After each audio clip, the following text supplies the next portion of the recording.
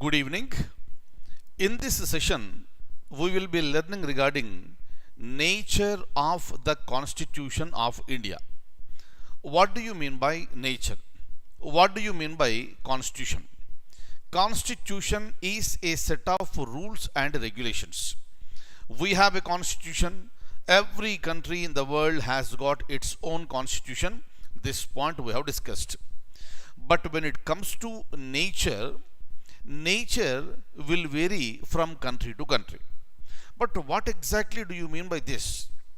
When you come across with a question called nature of the constitution, just remember one point, that is federal or unitary. A constitution can be either federal or unitary.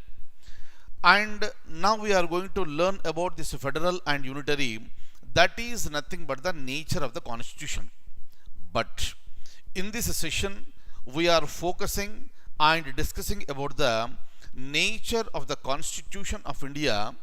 Let's try to understand whether the Constitution of India is federal or unitary or both. This is the topic for today.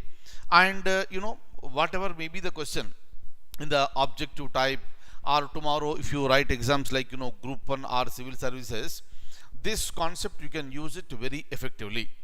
Wherever you are coming across with the word nature of the constitution, you should be targeting at federal or unitary or both.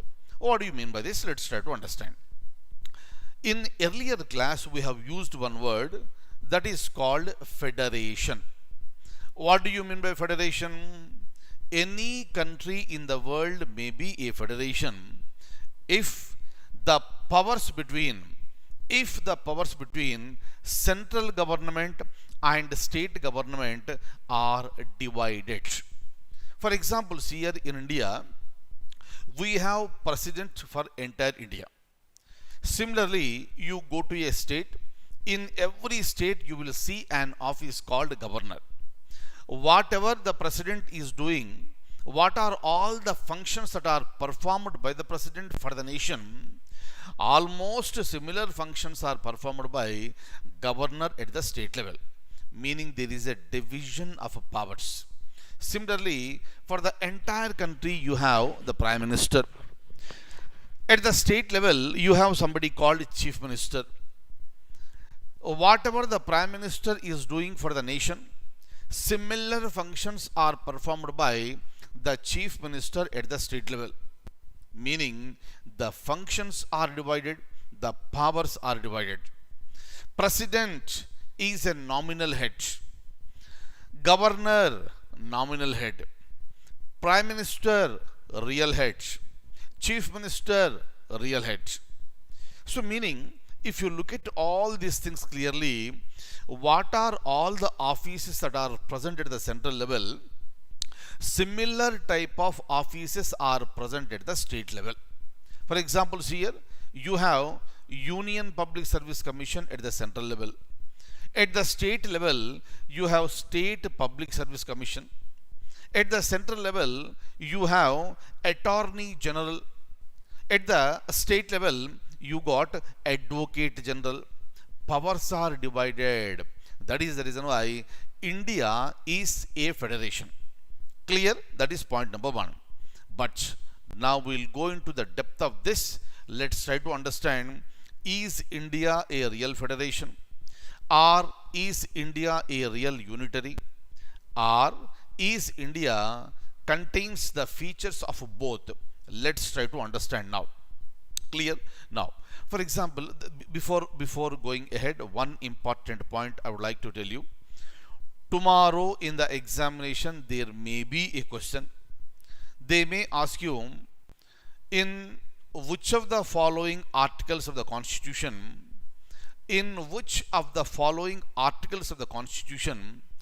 the word federation is mentioned. Since we are discussing about the word federation, when you are reading the newspapers or magazines, very frequently you come across with the word federation. where exactly the word is mentioned in the constitution, in which article, that may be a question. Kindly remember, the word federation is nowhere mentioned in the constitution. I repeat, the word federation is nowhere mentioned in the constitution. Please remember this one.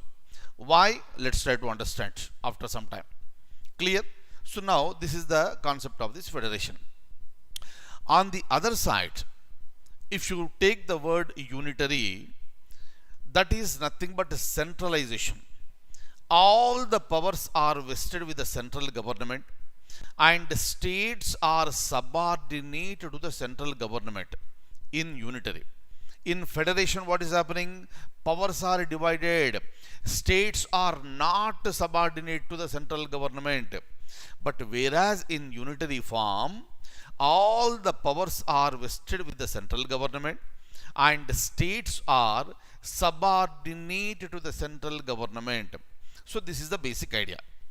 In the similar manner, if you look at a true federation called, like America, United States of America, in a true federation, you have two constitutions. One is the federal constitution for the entire country. Second one is state constitution for each state. This is the setup in America. This is what is mentioned in their constitution. On the other side, if you look at unitary, like United Kingdom, all the powers are vested at the central government. There is only one constitution. There is only one constitution, and that is the constitution of the nation. But if you look at India, on one side we are saying that we are a federation. There is a division of powers with the examples I told you.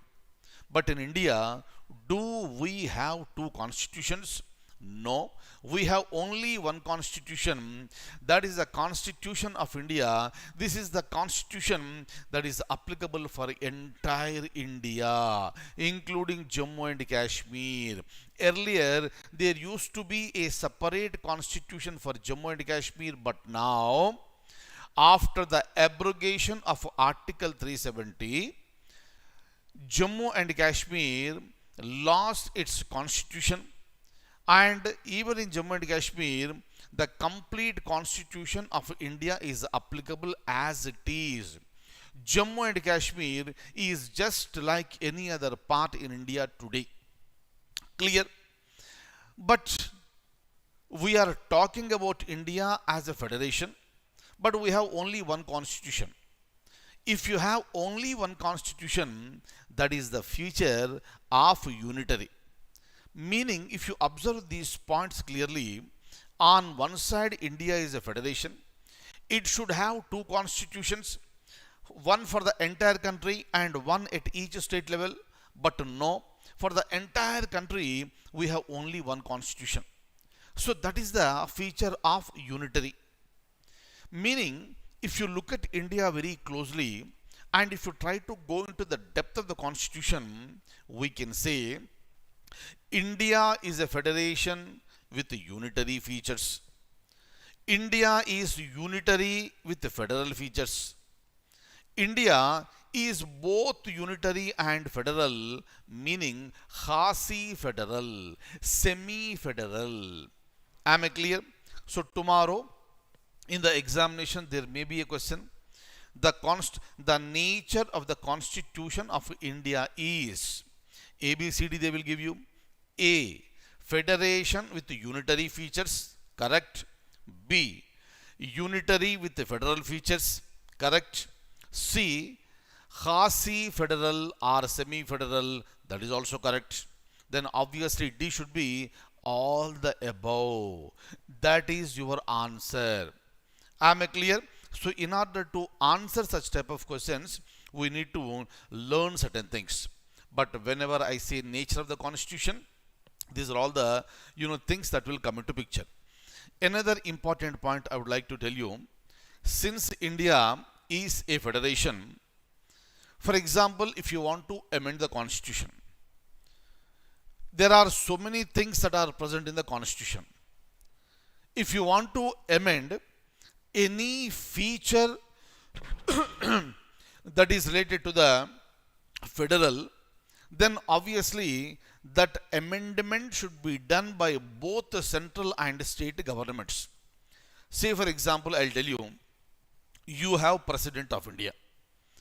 In order to elect the President of India, elected members of Lok Sabha and Rajya Sabha plus elected members of state legislative assemblies, elected members of legislative assemblies of Delhi and Pondicherry, they will be voting. Meaning, when we are going for the election of the president, state assemblies are also taking part in the election. Now, this is a federal feature because both central and state governments are coming into picture. Tomorrow, you want to amend the constitution saying that the president will be elected only by the members of Lok Sabha and Rajya Sabha, and in president election, state legislative assemblies will not be allowed to participate. If you want to make any such a change in the constitution, then obviously that initiation should be done by the central government. That should be also accepted by the state levels. So that should be accepted by parliament as well as the legislative assemblies. Meaning, whenever you want to modify anything that is federal in nature in the constitution, it should be accepted by both parliament as well as the state legislative assemblies. Clear? Second thing. So this is a federal feature. The same constitution has also got unitary features. Say for example, majority of the parts of the constitution can be amended directly by the parliament without involving the states. You want to modify certain fundamental rights. You want to add or delete certain fundamental rights. You want to add fundamental duty. For this reason, states are not required. Unilateral decision can be taken by central government and parliament can amend and the constitution is considered to be amended. This is the unitary feature. So like this, there are plenty of features that are present in constitution which are both federal as well as the unitary. That is the reason why we say Indian constitution is Khasi federal. It is federation with the unitary features. It is unitary with the federal features, and this is semi-federal, Khasi federal. Am I clear? Very, very, very, very important. So tomorrow in the examination there may be a question. Which of the following are the federal features of the constitution? Which of the following are the unitary features of the constitution? Am I clear? Say for example, in the constitution we have three types of emergencies: national emergency, state emergency, and financial emergency. With respect to these emergencies, the feature is considered to be unitary, because whenever there is a war or external aggression, central government has the power to impose national emergency, where states will lose all the powers. So central government is not discussing anything with the state, because that is the issue that is related to the security of the nation. Similarly, in some states you will see imposition of the president's rule. Why the president's rule is imposed? Because chief minister failed and council of ministers failed, official machinery failed in that particular state. During that time, central government will take unilateral decision and imposes president's rule or state emergency in that state. That is the unitary feature. Similarly, financial emergency. Whenever the central government wants to impose financial emergency, central government can impose, states need not be consulted. So these are all the unitary features. Like this, you have both unitary and federal features in the constitution. Am I clear? Very, very, very important. For example, here under article number 3, Parliament is empowered to create new states, and the whole job can be done by the Parliament itself. Right? Whether the state likes it or not, you can just go with the bifurcation of the state and you can create a new state. For the sake of formality, central government will send some intimation to the state. Whether state accepts or not, that is immaterial. Finally, whatever the Parliament decides, that will happen. So that is also called unitary feature. Clear? Now, so now let me open the document and show you the points related to this. Now look at this. So the topic is nature of the constitution. Follow this very clearly. These points will be, giving you lots of scope, and that will enhance the horizons in future classes.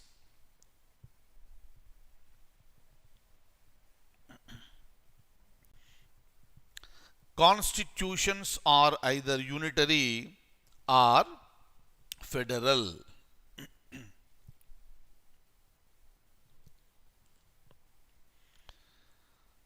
In the unitary government, the powers of the government are centralized. I told you already. Example also I gave you.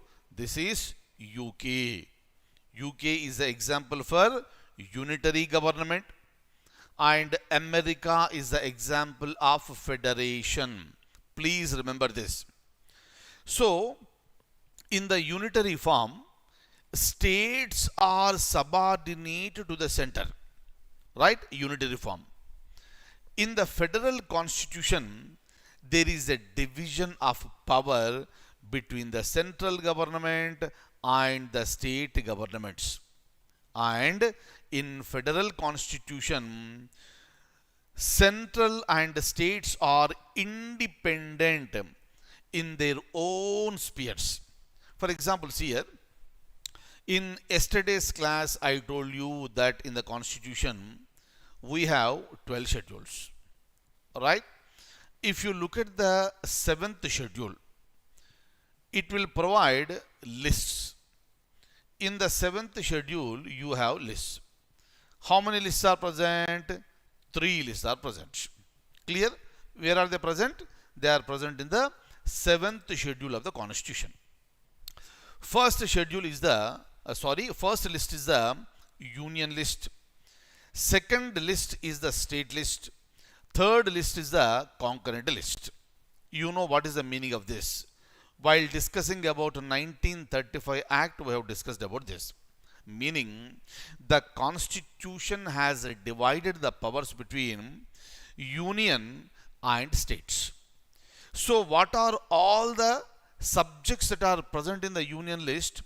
Only central government will take the decision. And what are all the subjects that are present in the states? Only state governments will take place. So there is no encroachment of the powers, completely independent of each other. This is what is mentioned in the 7th schedule. Similarly, same 7th schedule also got another list, that is the concurrent list, common list, meaning whatever is present in the list, on these subjects, both central government and state governments can make laws. Meaning, 7th schedule is clearly indicating that India is a federation. Hope you are following my points closely. Very important points we are discussing. Right? So hopefully now you got it. That is the reason why when you look at nature of the Constitution of India, this is federal with unitary features. unitary with the federal features, and it is Hasi federal. All the three are right. Very, very, very important, my dear friends.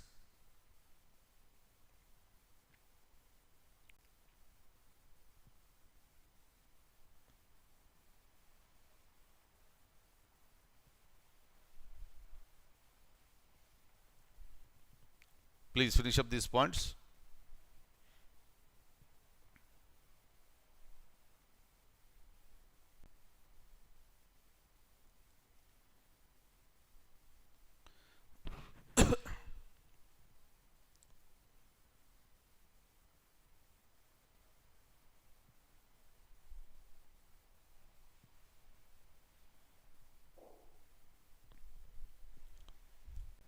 Right? Shall we go ahead? Hopefully you are able to understand. If you have any doubts, please feel to mail me. Right? So now if you look at the federal features, look at all the points closely. Okay, no hurry, let's go very slowly.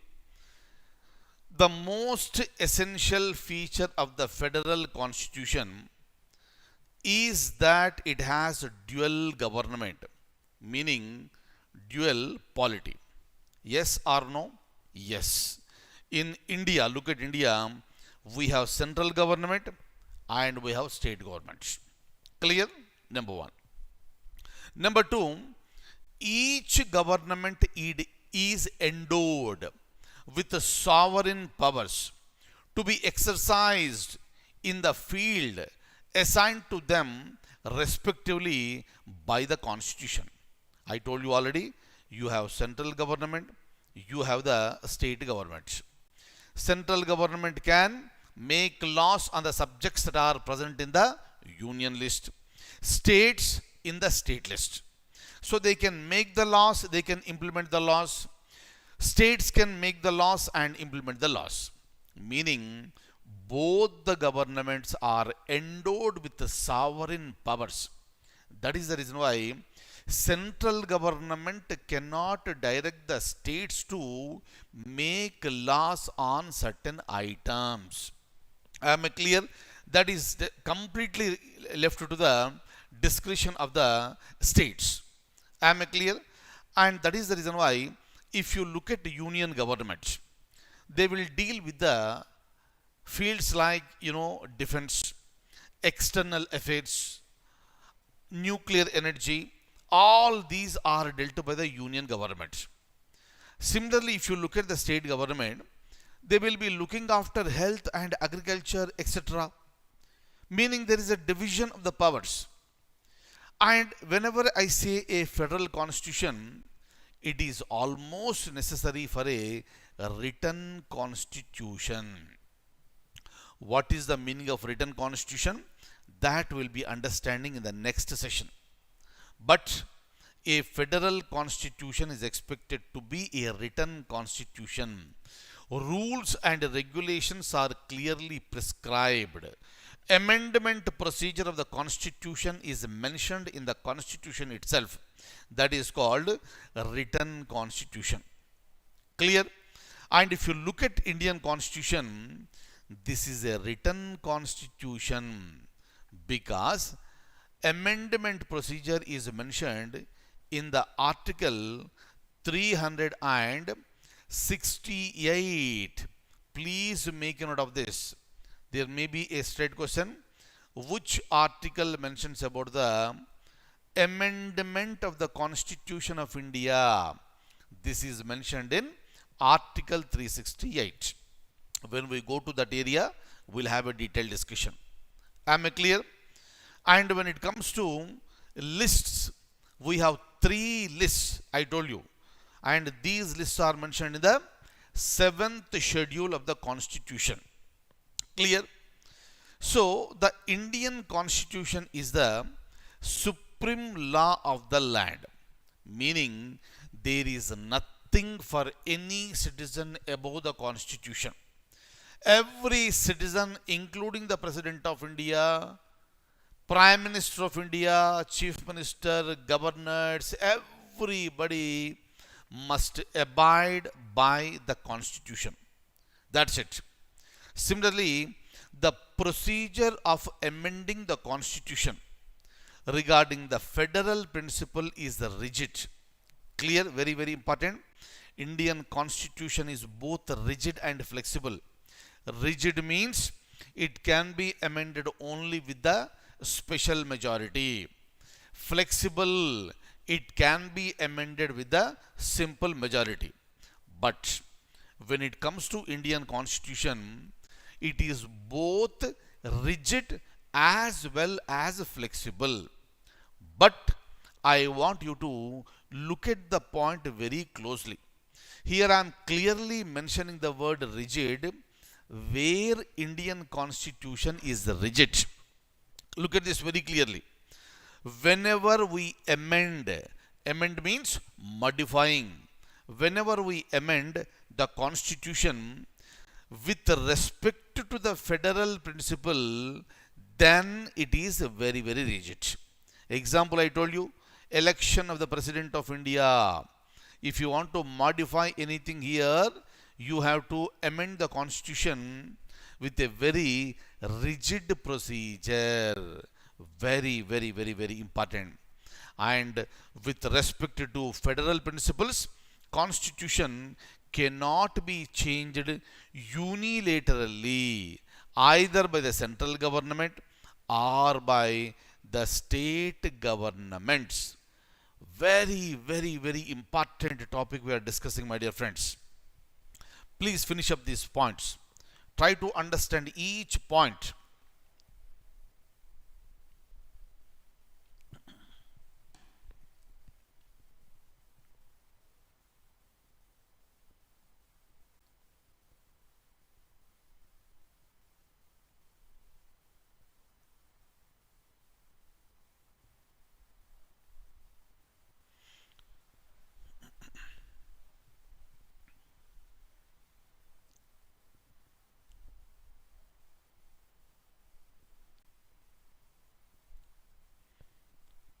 Right?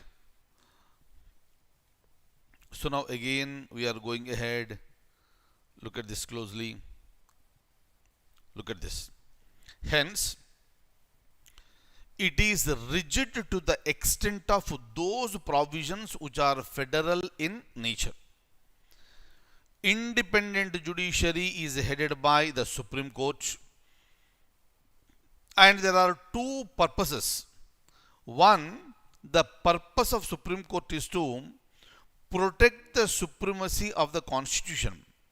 That is the reason why whenever anybody violates the Constitution, whether it is a violation or not will be decided by the Honorable Supreme Court. That is the reason why Supreme Court has the power of judicial review, meaning any law that is made by central government and state government can be reviewed by Supreme Court. If the Supreme Court feels that the law that is made by these governments is not in accordance with the principles of the Constitution, then Supreme Court has every right to nullify the law made by the central government or the state governments. Very, very, very important. That power of the Supreme Court is called judicial review. Please remember, in India we have Supreme Court and also High Courts. And of course, at the lower level, you have the district courts. But please remember, the power of judicial review is vested with Supreme Court and High Court. Am I clear? Very, very, very, very important. Clear? At the same time, Supreme Court is also empowered to settle the disputes between central and the state governments, or between two or more states. Very, very, very, very important. Please finish up this.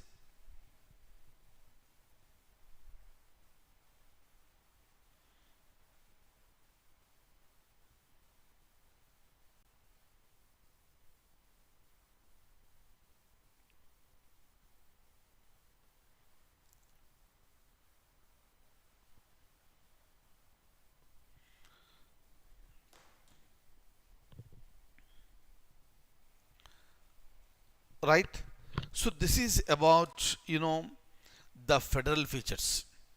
Fine. So first be very clear, whenever we are discussing about the nature of the constitution, either it may be federal or it may be unitary, or it may be both, like Indian constitution. Example for perfect federal constitution, America. Example for perfect unitary constitution, UK. But we are the mix of both. That is important. That is the reason why we are federation with unitary features, unitary with federal features, and the third one is we are quasi federal or semi federal. So we understood the features of the federation that are that we can see in our constitution. Now let's look at the unitary features. Look at this.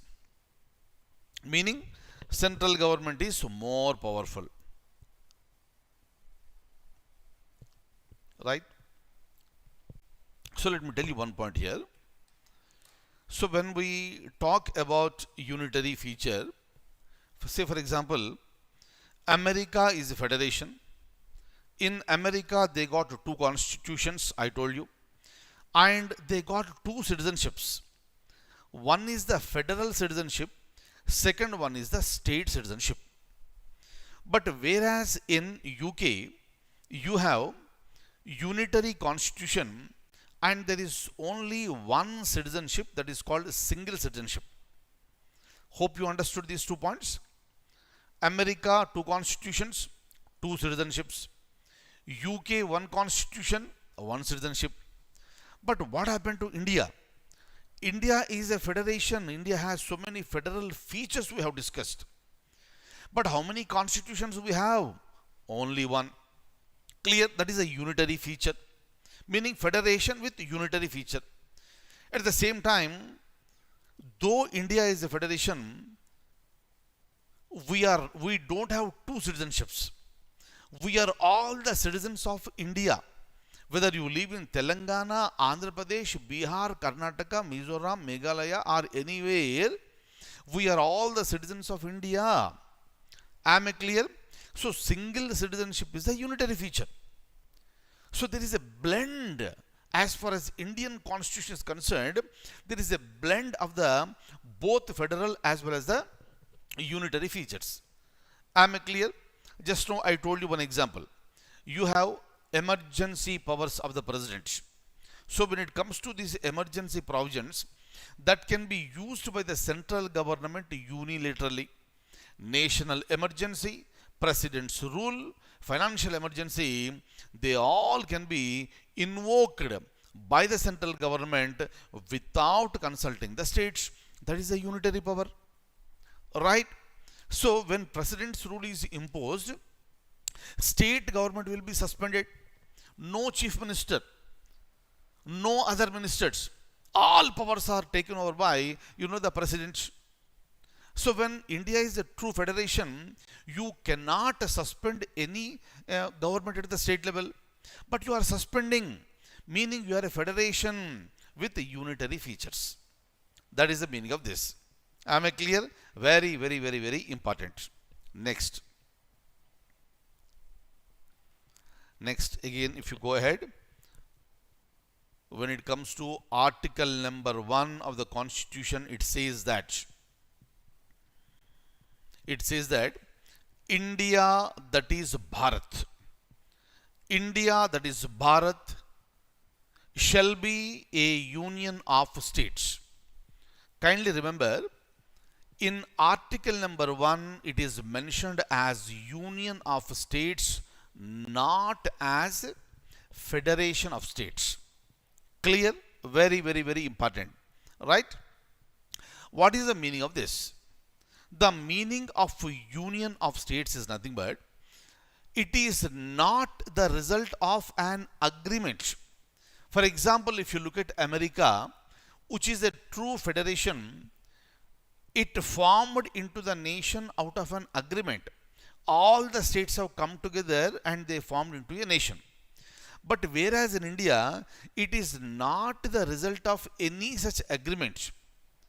And in India, states have no power to separate itself from the union.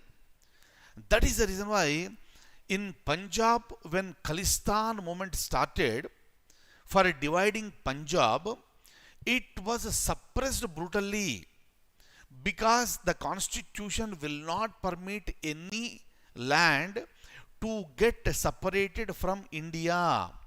You cannot divide India. So that is the meaning of the union of states. Am I clear?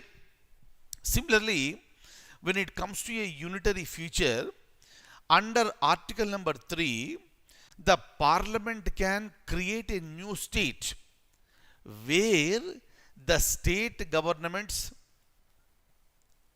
ideas, suggestions are not required. They need not be followed by central government. Am I clear? Next, the process of a constitution amendment is less rigid than what is found in other federations. I told you just now, if you want to amend fundamental rights, if you want to amend fundamental duties, you can amend the constitution here. But compared to American constitution, our constitution is less rigid, right? And the bulk of the Indian constitution can be amended by the unilateral action of the parliament. So these are all the unitary features. Clear? And the constitution has established integrated judicial system, Supreme Court at the top and high courts at the below. Meaning you have Supreme Court, you have high court, right? And you have other courts here. And this is the integrated system. Each court is functioning under the directions of the other court. If a Supreme Court gives any directions, that must be followed by High Court. If High Court gives any direction, that must be followed by the lower courts. Am I clear? And another feature is the single citizenship. That is the unitary feature. Clear? So hopefully you are writing down the points, and please revise these points as many times as possible so that you will get the clarity on this. Right? So next, when it comes to Khasi Federal, let's have a look at this.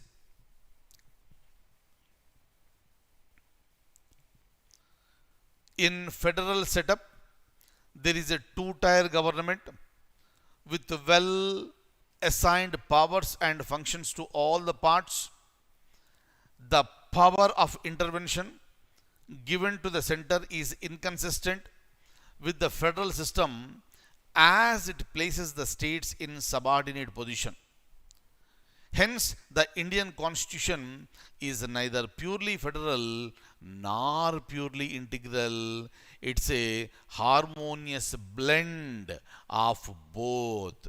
That is the reason why sometimes we can say India is a federation with unitary features, and sometimes we'll say India is unitary with the federal features, and we can conclude by saying India is a Khasi federal constitution, semi-federal constitution. My dear friends, this topic is really a very important topic. So they will ask you in the examination, what is the nature of the Constitution of India? You know the answer, all the three are right. They may ask you, what are the federal features of the Constitution of India? You should be able to identify. What are the unitary features of the Constitution of India? You should be able to identify. So once you understand our class, you will definitely, you are going to make it. Clear? So thank you so much, and I'll see you in the next session.